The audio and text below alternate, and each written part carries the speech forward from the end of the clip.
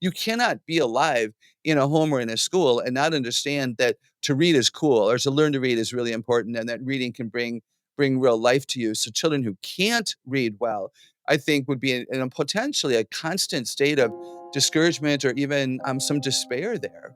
Every day my kids go to school, and I just kind of assume that things are good, that they're learning and that they're growing and that they're developing, and parent teacher conferences come around for up. But when there's recent data that shows that so many kids aren't doing well, they're not doing well in school, they're not learning to read, they're really struggling in a lot of different benchmarks.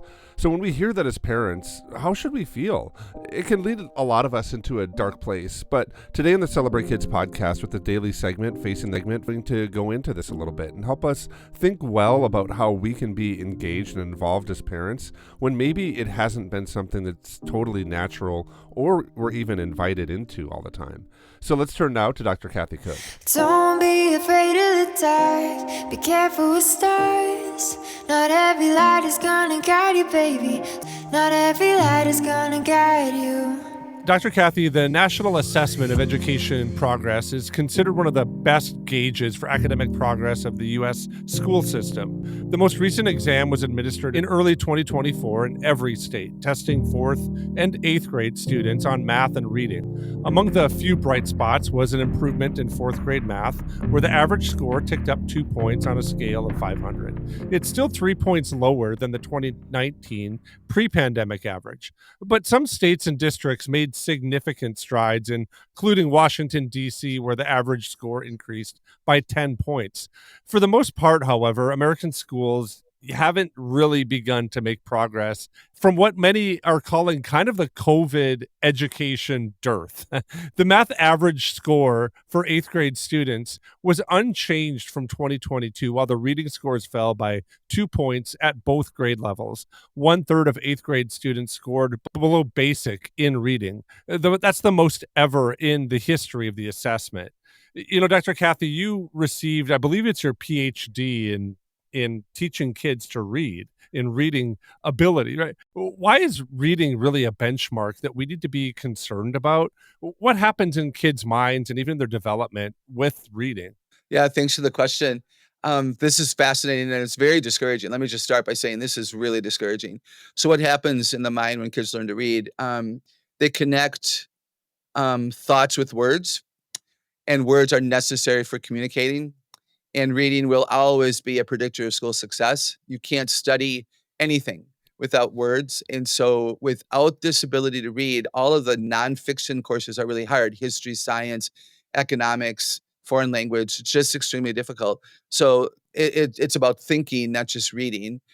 Which is important. It also doesn't it bring joy? Like, I don't know if you can think of, like, you and I love to read, and you've got young children who are learning to read, and I bet you've had experiences where your two youngest boys come home and they've learned a new word, or they've learned, to read a little book, and how exciting for them when they read it. So there's joy and there's accomplishment and there's vocabulary that they learn and imagination. Like when we read, we see the pictures in our mind, and that's part of being a genius is being able to see that up there in your mind. So there's so many reasons to do it, and every child knows that it's valuable, right? You cannot be alive in a home or in a school and not understand that to read is cool or to learn to read is really important and that reading can bring real life to you. So children who can't read well, I think would be in a potentially a constant state of discouragement or even some despair there.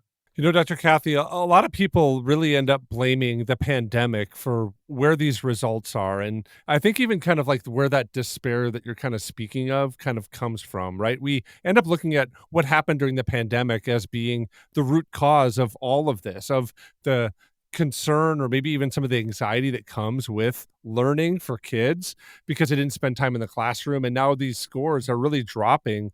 But what we understand about these test scores is that they were actually dropping before COVID when you look back at the test data. What really is the cause for this reading, drop inside of our nation?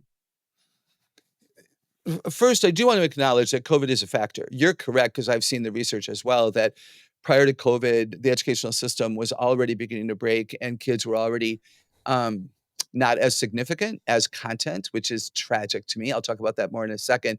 So, yes, COVID, the pandemic, staying at home. Can you imagine learning phonics over a screen? Can you imagine learning to spell, as an example, and not having a teacher looking over your shoulder and helping you on the spot when you put a K instead of a C or whatever? So there's legitimate struggle here. However, back to your point that the drop was already beginning. I would say, and parents, let's just challenge parents who are listening to ask. Just ask yourself, how engaged are you with your children when they come home? Do you ask about what they've learned? Are you enthusiastic about new skills that they've developed? Do you still read to your children? Parents need to read to their children from the time that they're in utero, in my opinion, because there's evidence that matters, all the way until they leave your home.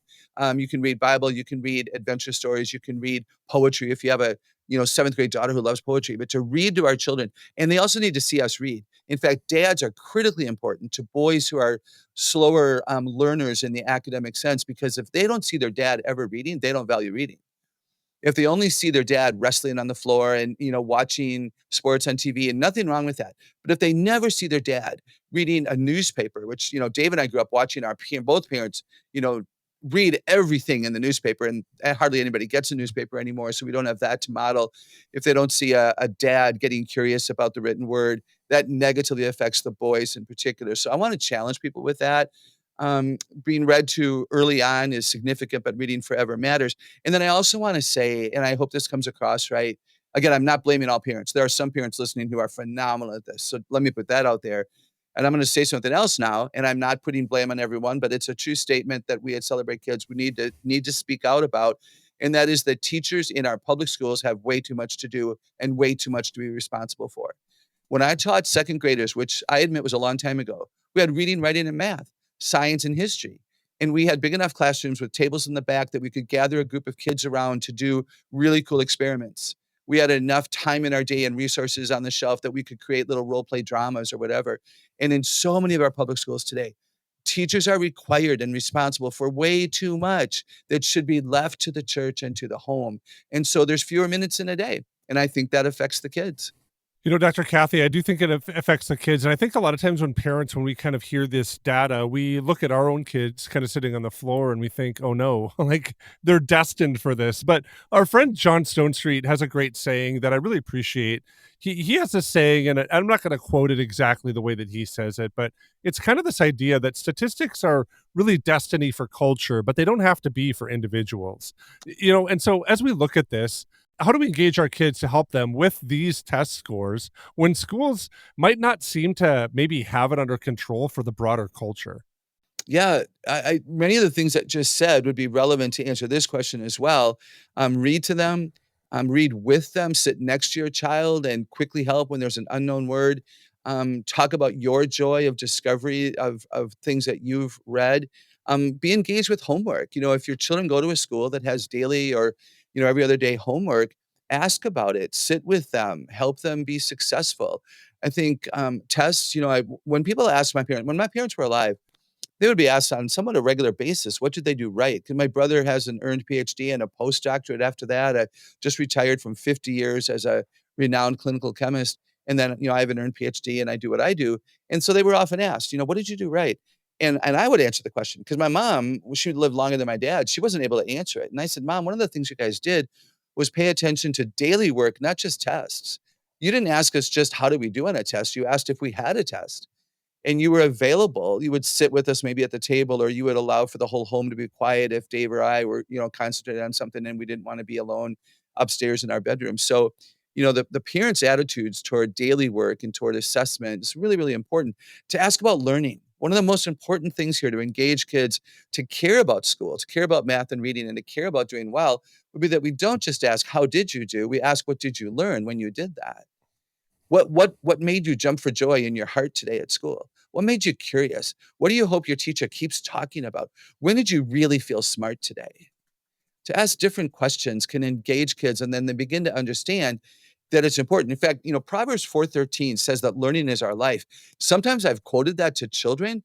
Hold on to instruction, guard it well, for it is your life. And they look at me like, I don't want learning to be my life because learning is hard or learning isn't enjoyable. And that just makes me sad. And then I'm going to say one more thing, Wayne, and that is I want to embolden parents to talk to their educators. If you have children in a school and it's not working for you, and you feel like your kids are overwhelmed and not able to succeed, and you're angry or concerned, you need to tell someone. You start with the teacher, I think, then you go to the teacher's head of department or principal, perhaps, and possibly you go above that, and possibly you go to a school board meeting and you ask about allocation of funds and allocation of materials and student teacher ratio if you think that that's an issue. And when's the last time they purchased an updated curriculum about, something or other? So we have a right to do that. And I have a right. I'm a citizen who pays taxes toward the public schools in the district where I live. I have a right to go there and talk and ask questions, even though I don't have children in the school system. As Dr. Kathy was talking today, it reminded me of a passage that comes out of 2 Samuel chapter 20, and I'll begin reading at verse 16. A wise woman called to the city, Listen, tell Joab to come here so I can speak to him. He went toward her, and she asked, Are you Joab? I am, he answered. And she said, Listen to what your servant has to say. He said, I'm listening. She continued, Long ago you used to say, Get your answer at Abel, and that settled it. We are the peaceful and faithful in Israel. You're trying to destroy a city that is the mother of all Israel. Why do you want to swallow up the Lord's inheritance? Well, far be it from me, Joab replied. Far be it from me to swallow up and destroy. That's not the case. A man named Sheba of Bichri in the hill country of Ephraim has lifted up his hand against the king of David. Hand over this man, and I'll withdraw from the city. The woman said to Joab, His head will be thrown from the wall. And then the woman went to the people of Israel with her wise advice. They cut off the head of Sheba, the son of Bichri, and they threw it to Joab. So he sounded the trumpet, and the men dispersed from the city, each returning to their own home. And Joab went back to the king in Jerusalem. So this is a little bit of a funny story, right? I mean, after this rebellion that happens against King David, the Israelite army under Joab lays siege to this city, Abel Beth Maachah, where Sheba had taken refuge. Now, there's a wise woman in the city who calls out to negotiate, and she courageously addresses Joab and offers a solution to the entire city to help save them from destruction. Her initiative led to the rebel being handed over, and the city's innocent residents were saved. She had this attitude to negotiate for the sake of peace. And she modeled this attitude also of solving the problem, not just calling out and addressing issue, but really being somebody who is engaged in the problem. And then she goes on to encourage kind of this respect for the people that were around her. She respected the king, she respected Joab, and she respected her fellow citizens.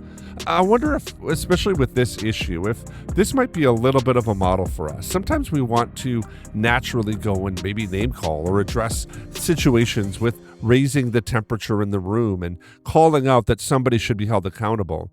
And then maybe sometimes we're just called to be those people, like this wise woman, who go and understand what the problem is and seek peace and do it in a way that's respectful and addresses the actual root problem. I think doing that, especially for our kids, we can model some of these things in dealing with this problem, maybe in our communities or in our regions, that gives them a blueprint for addressing issues and brokenness that they see around the world. But primarily, I think what Dr. Kathy talked about today is that our engagement in home to solve this problem first there, that's going to be the bright light that shines and cuts through the darkness that is plaguing our culture right now with underperforming schools and with kids who aren't learning. I think we're really called to be people who redeem and restore in this moment. And so let's do that. I want to thank you for listening to the Celebrate Kids podcast, this daily segment Facing the Dark. On behalf of Dr. Kathy Cook, my name is Wayne Stender. Thanks for listening, and we're looking forward to seeing you here again on Monday.